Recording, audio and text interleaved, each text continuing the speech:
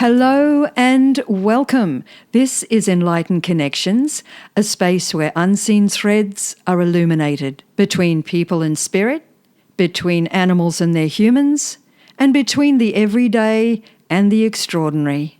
I'm your host, Lisa Aston Michael, medium, healer, and animal communicator.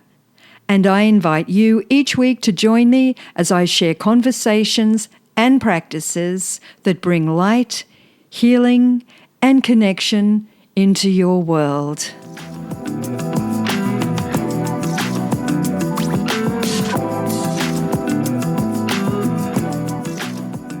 Welcome, everybody. I am extremely excited to share with you today. My very special guest is Dr. Meghan Barrett, and she is a holistic veterinarian, sound therapy practitioner, and founder of Muse Holistic Veterinary Care in Honolulu, Hawaii. Her practice offers a comprehensive, integrative approach to veterinary medicine that combines modern rehabilitation techniques with evidence-based holistic modalities, including acupuncture, laser therapy, manual therapy, and custom soundscapes designed to reduce stress and enhance healing.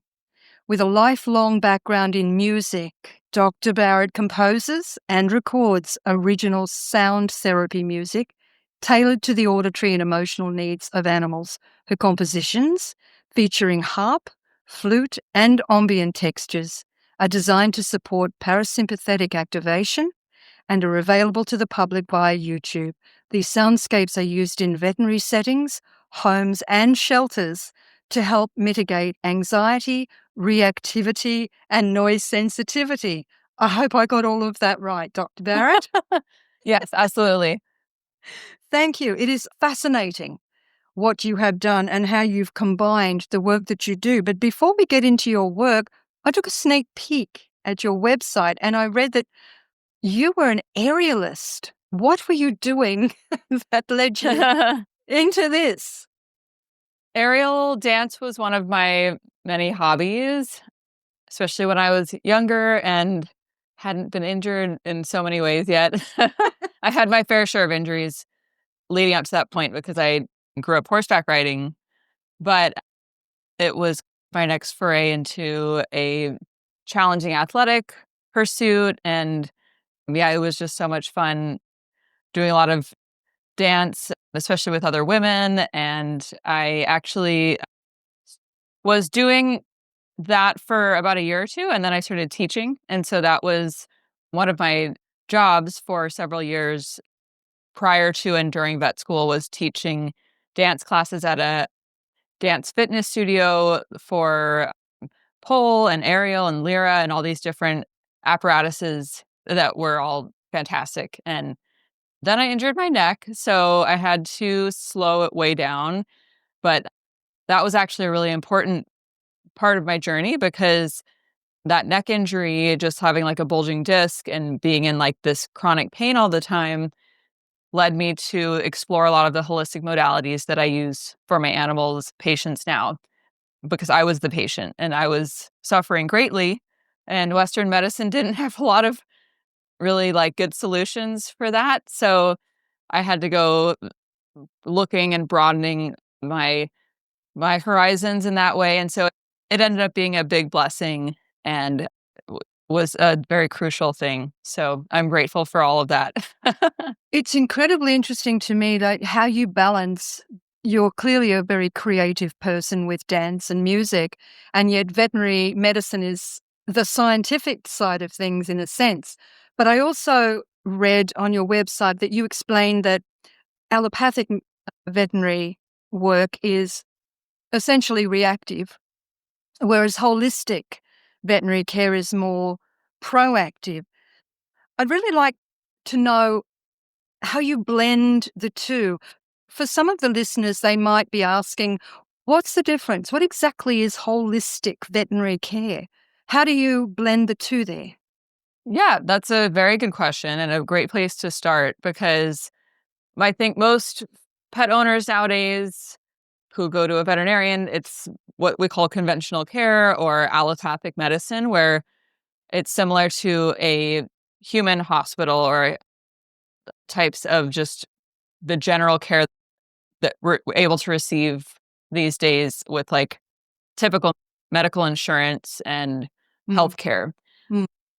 That's generally things where like something happens, you get sick, or in terms of your pets, like they get an ear infection or they get a cut or they stop eating or they're throwing up and you like something's wrong because they're off their routine and you need help. So you go in to a vet. And that is actually where allopathic Western medicine does a great job, because if there's something acute that happens, then you might need immediate care, and using all the great things we have in modern times, drugs and surgery and sedation, things like that for these big problems that happen suddenly. The problem, though, sometimes is when pets are having more of chronic issues like skin issues or like GI symptoms, urinary problems, and you go into your vet saying, this has been going on for however long, months, years sometimes, and you're asking for a solution. But in that Western model, things are designed to go fast and it's let's stop the bleeding. You know what I mean? And so when there's a chronic illness, I've found when I was working in a Western clinic that we didn't have time to sit down and talk about everything in that pet's life and in the home that was going on to may have contributed to this chronic issue developing. And I think for us to really address chronic issues, that's what needs to happen. And unfortunately, even the best intended vets are on a very tight schedule. And so they're often bound by time and they're like, let's try this for now, come back in 2 weeks. And then it's like just these kind of drawn out things that are often in their toolkit are drugs, namely antibiotics and steroids are big categories of what they're using to try to treat chronic illnesses or other drugs. But they're not often reaching for nutrition. Sometimes they are, but it's often a prescription conventional diet, which still leaves some to be desired, in my opinion.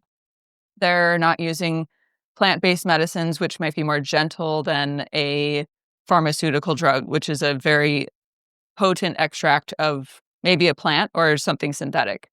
So when it comes to holistic care, to me, what it means is that we're creating a clinical environment where we can slow down, really get to know the family and the pet and everything about them so that we can uncover the root cause as much as possible. So we still might do diagnostics. Sometimes we do blood tests or stool tests and many things like that. It doesn't mean we're like not using those modern technologies, but we also might use things that are more older technologies in terms of acupuncture and herbal medicine, manual therapy, massage, and many other things like that. It's a pretty broad term, and I think it means different things to different people, too. That's my definition. That's beautiful. And I wanted to ask you also, where do you sit with working with the emotions of the animals as well? Do you often see that some of the symptoms are related to emotional concerns rather than physical things? Yeah, absolutely. And I think that there's a two-way directionality to it where emotions can develop for many reasons, and then they can create physical symptoms and problems, and vice versa.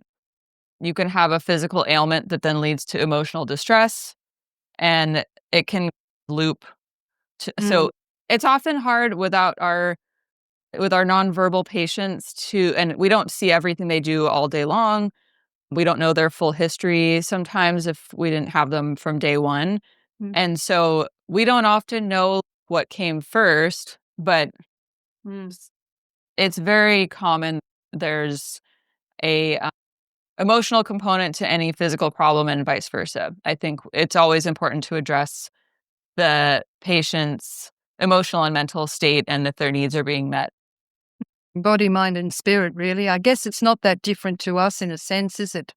If we're not feeling great, we're pretty much emotionally not great either. Yeah. I wanted to crisscross across to your music. So you have a trained background in music. What inspired you to bring it into your veterinary care? How did that happen? How did that work? Yeah, another amazing question.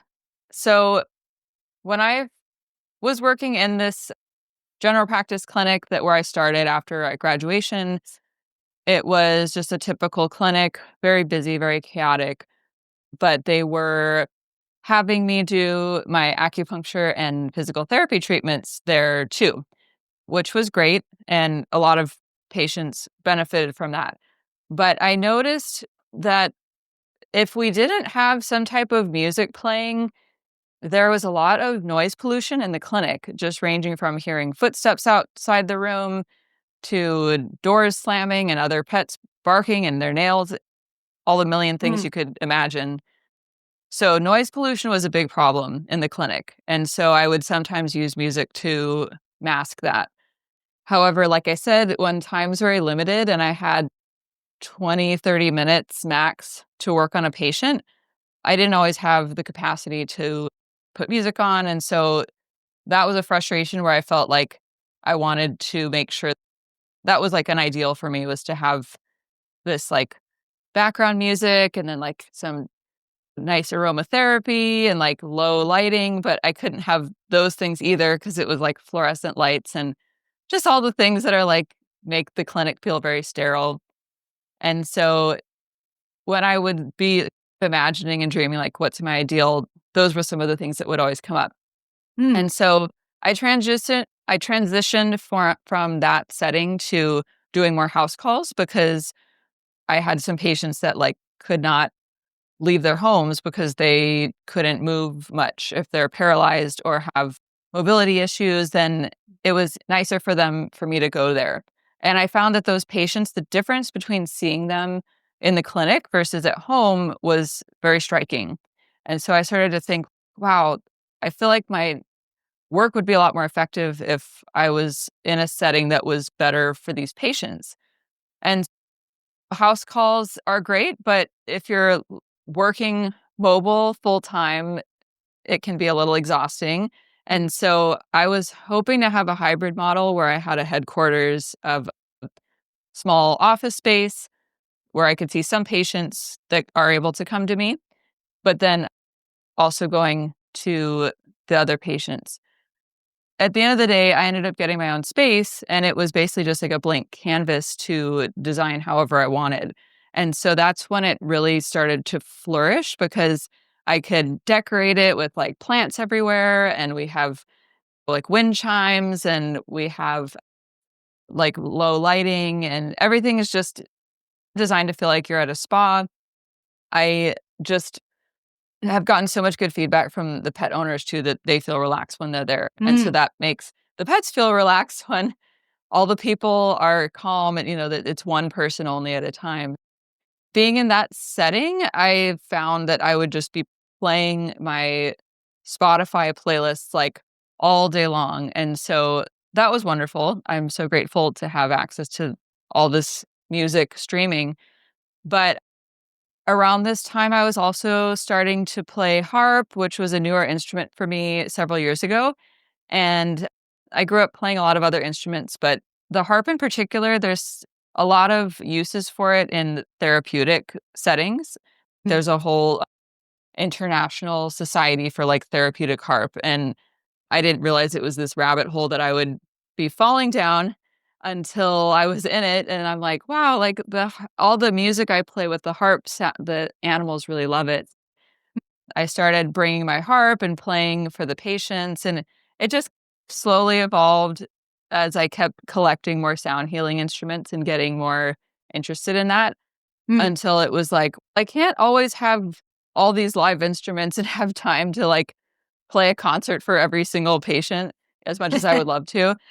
Sometimes we do sound baths, but not always. Mm, And so I recently, these past couple years, have been recording more music, and now I have that playing during my sessions. So it was about of a necessity to have music playing so that my sessions were as calming as possible.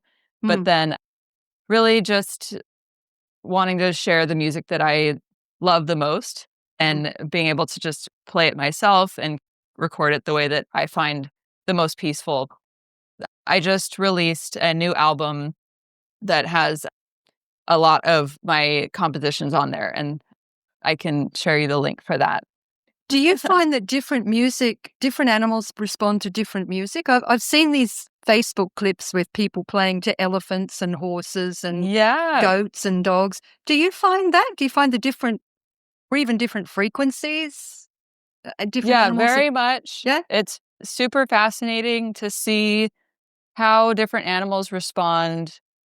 I've been lucky enough to play music at some zoos and farms where they have a lot of different types of animals. Yeah. And yes, some animals love one instrument and others don't really care. And then you switch to a flute from the harp, and suddenly the birds are looking, and like they have these peacocks at my friend's farm that seem to really like the flute. And so it's just like another layer of how amazing animals are. And Very quickly, many years ago, I had a horse, and back in the day, we used to have these things called maypoles, the gymkhanas. They'd play the music over the loudspeaker. There was this song, this is so before your time, but there was this song called Little Arrows, and the guy that sang it was Leapy Lee. And it was just a normal 4/4 kind of song, pop song. But whenever they played this song, my horse started prancing. And the first time it happened, I thought, oh, he's just doing it for no reason. And then they looped the music, and then it come up again, and off he went again. I'm thinking, oh, you're joking. This horse loves this song. And that was so a cool. long time ago, but there was absolute evidence that it was only that one song, and he did the same thing every time. Anyway, that's about me. Wow. But I wanted to ask you about your custom soundscapes. So you say that they're designed to activate the parasympathetic nervous system. So what does that process look like from start to finish? There is actually nowadays a pretty good growing body of research around this topic of music neuroscience, and they've also done quite a bit of research in some animals, dogs especially, to see what types of things within the music will seem to bring their energy level up versus down. And so that's like that autonomic nervous system is the sympathetic and parasympathetic, so we're always in the balance. But there are certain things that can cause your body to want to relax and rest. Mm. So there are different elements of music ranging from the rhythm to the frequencies in terms of like high versus low pitched. And you're composing it. The way that the simplest way I can explain it is that I think of animals as babies, and not to say that they're not very high level beings, but it's almost like they have a sensitive nervous system, they have sensitive hearing, and they have the capacity to interpret these auditory qualities. Animals are capable of interpreting auditory sounds, which is actually very important to all living creatures. All you really need is a brainstem to feel these vibrations, and really it's the difference in the vibrational frequencies that you can tell and how they relate. So imagine if you're a puppy and you hear like a sound that's like going up, then it's gonna convey something different than something that's like going down. And you don't need to understand English or any other words to tell that inflection. And so we know that they can sense these things like slow or fast tempos or repeating melodies and things that just will soothe. Like I said, with babies, a lot of lullabies and these traditional songs to put sensitive creatures to sleep are the same types of things that might work well for animals. They also have a different hearing range than we do, so they can hear things much higher pitch than us.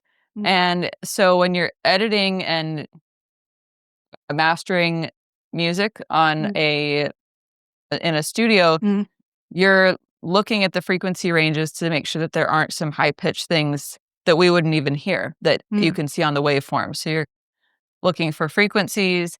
You might be trying to keep the frequencies in a certain range, like maybe mid-range, so that it's not too low or not too high. But depending on what the song is doing, I think there's a balance between it being musically pleasing so that everyone listening to it enjoys it, and it's nice to have playing all day at home.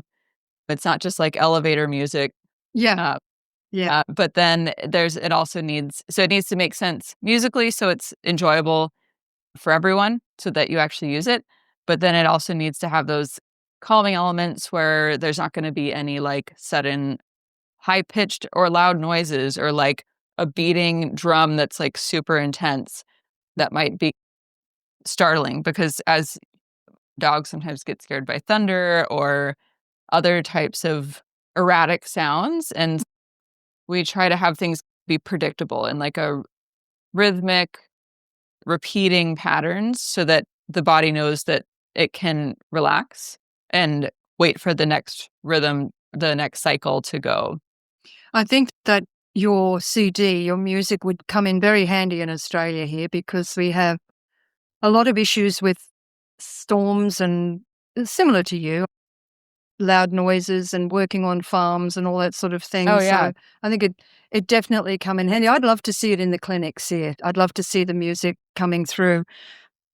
Many listeners will probably be curious about how the sound how it actually can reduce the anxiety and reactivity. And you've just covered a lot of that.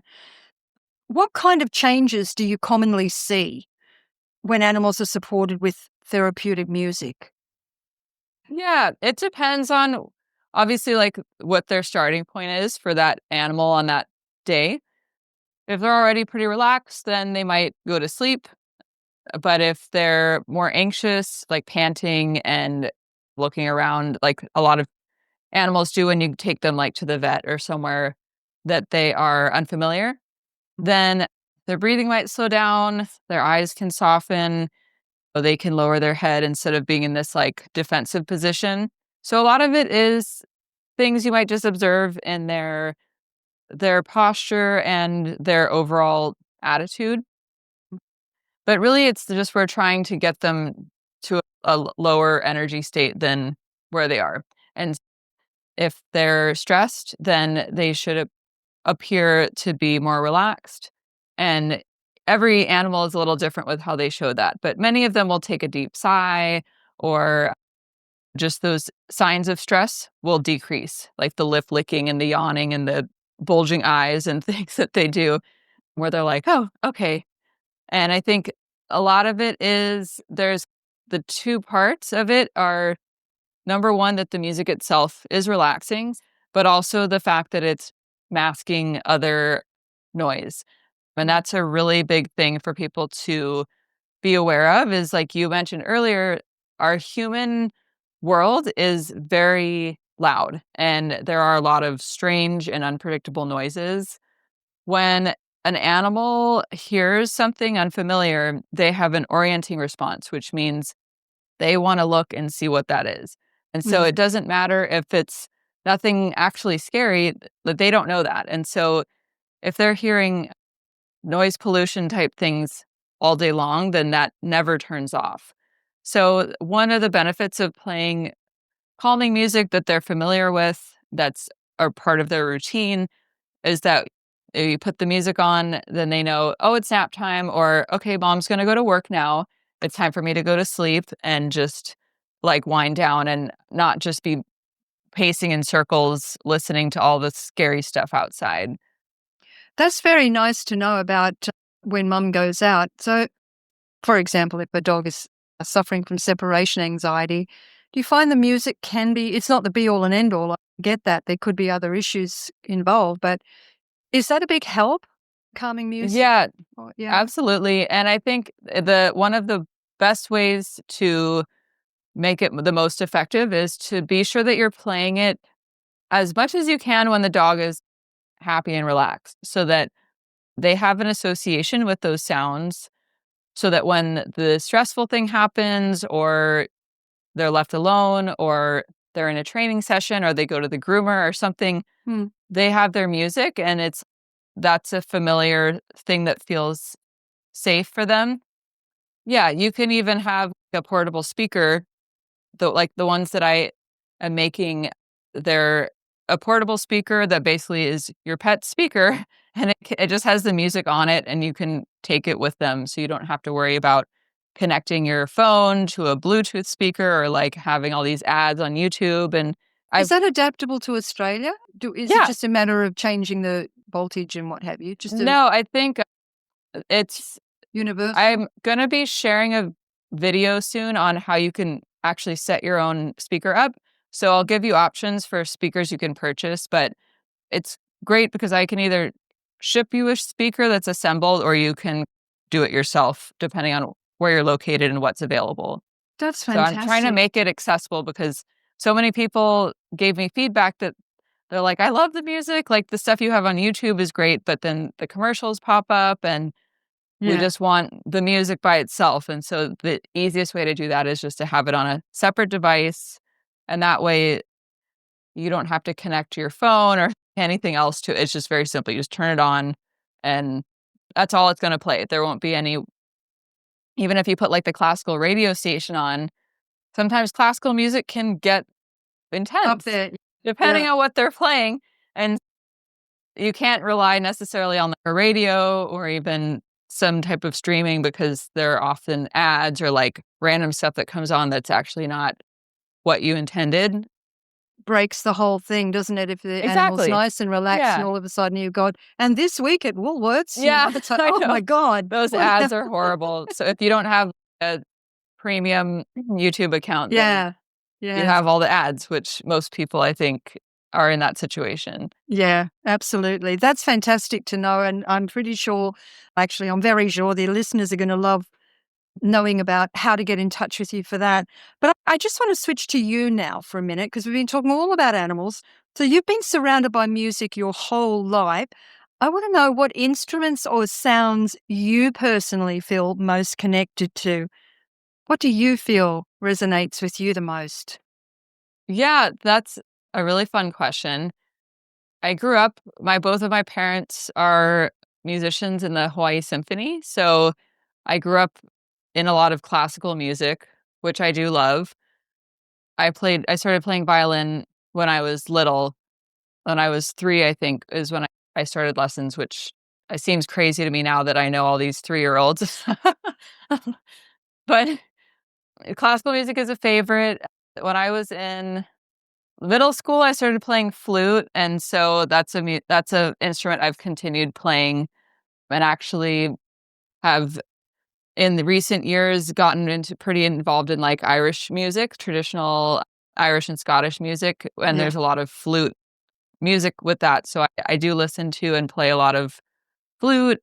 And also, when I was in high school, I was in a jazz band in school, and that's what I thought I was going to do with my life, was be a professional jazz musician. So I love jazz, but I ended up not doing that. I ended up staying in Hawaii for a couple years of college instead of moving to New York City.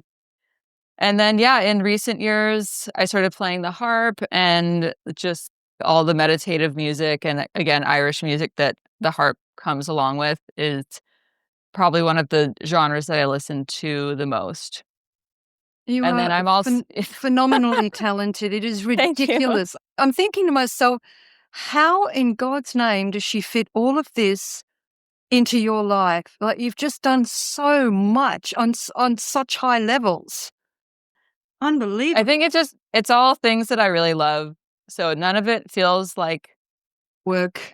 even all the veterinary stuff, like, it all is so interesting to me, and I'm so passionate about helping these animals. And to me, like, once I realized that the music and the medicine could come together, it really ignited my passion like 100 times more, because it just felt like it was this thing that was uniquely a very, like, specific thing to what my life has brought us to. And I don't know, it just feels in that way like it's like a calling and very Yeah, purposeful. So it's so balanced. Usually if you've got a few different plates spinning, one is more dominant or stronger than the other. But I've read your website, I've read your testimonials, I've read what people have said, and you're just as strong and gifted in everything that you do. It just blows my mind. thank you Mm. so much. Oh, no. You're very welcome, every word of it. I just would like to know, you've worked with so many animals. Is there one patient or one animal in particular that sticks in your craw that you thought, yeah, this is definitely why I'm doing what I'm doing? There are so many, but yeah, I think in terms of the music and the animals who get to experience that, I think are some that I feel are kind of like my luckiest patients because they do really seem to love it. I've been really lucky to get to do a lot of work the past couple years at the Honolulu Zoo. They've been so wonderful in having me come in to work on some of their patients as a holistic vet, doing these pain management treatments. So they get like my signature treatment where we do acupuncture, massage, laser therapy, like some chiropractic, and just like everything I have to offer. I'm just like, here, take it all. They each get their hour. So there's a mini horse, a donkey, a zebu cow, and recently a goat that I've been working on in their petting zoo area. And they're all just so sweet. And so then a few months ago, I started going there and playing harp. And so it was like really warmed my heart so much because I went into that area and was playing the harp for those animals and they knew me and they were just like, I don't know, it was like they couldn't believe it. They're like, "What? You're playing music for me now?" And it was just the sweetest thing in the world. Like the donkeys, especially the patient that I work on, his name is Eeyore, and Oh, he's so sweet. He's overcome so many challenges with his body and his health. And yeah, I just love that the zoo is bringing me in to support him.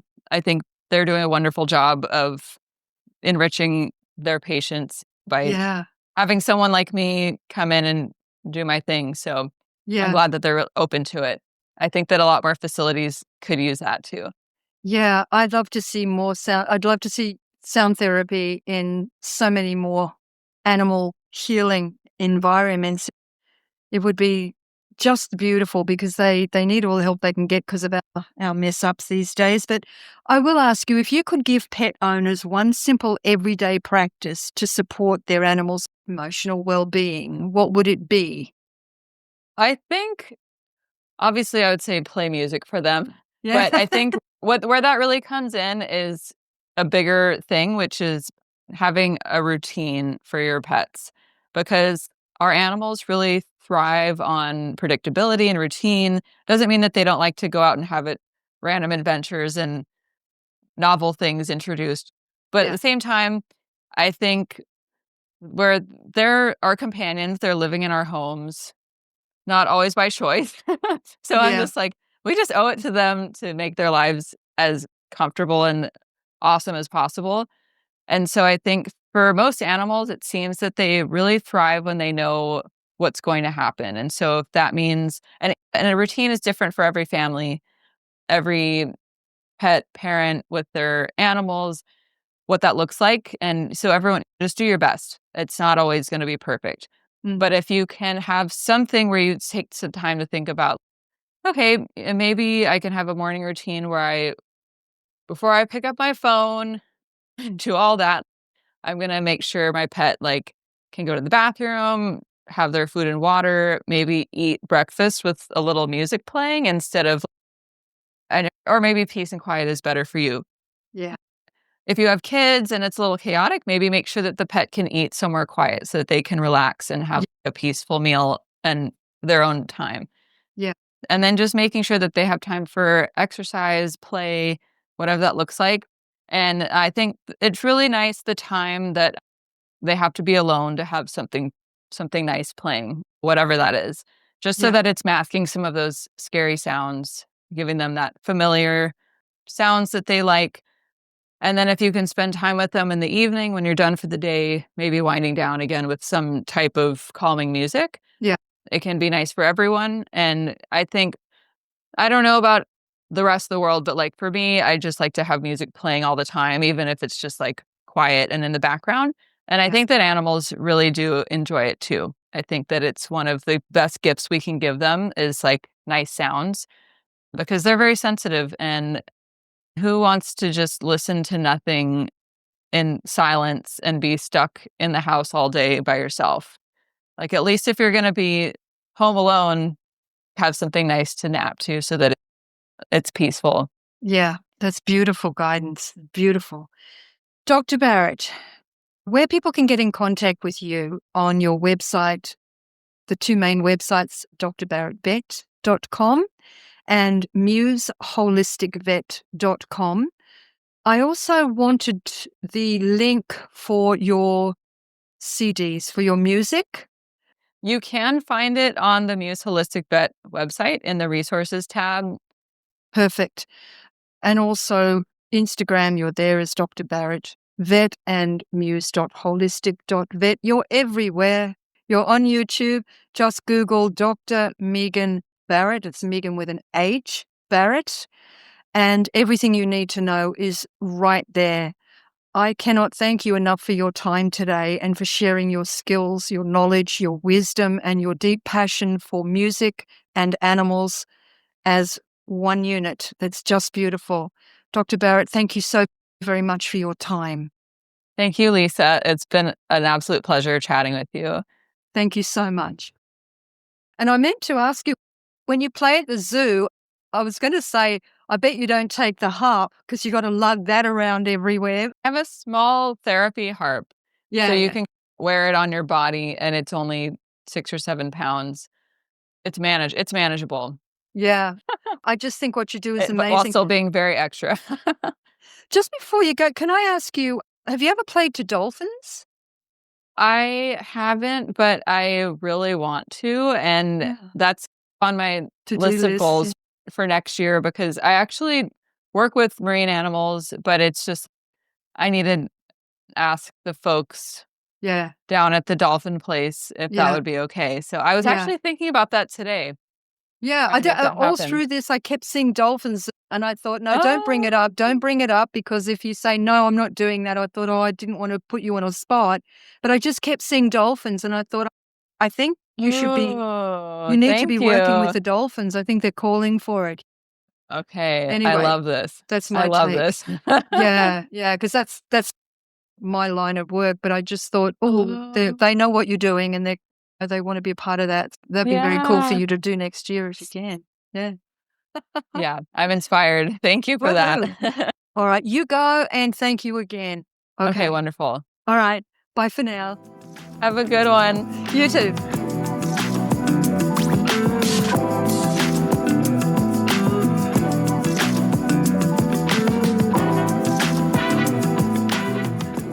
Thank you so much for being here and tuning into Enlightened Connections.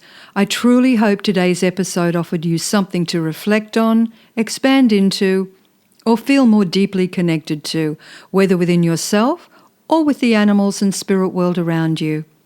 If you enjoyed this conversation, please follow or subscribe to the show and share it with someone you feel may benefit from it as well.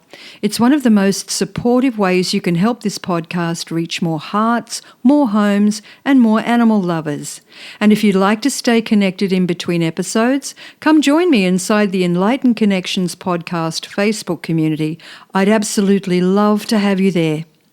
Until next time, take gentle care, stay connected, and trust the whispers.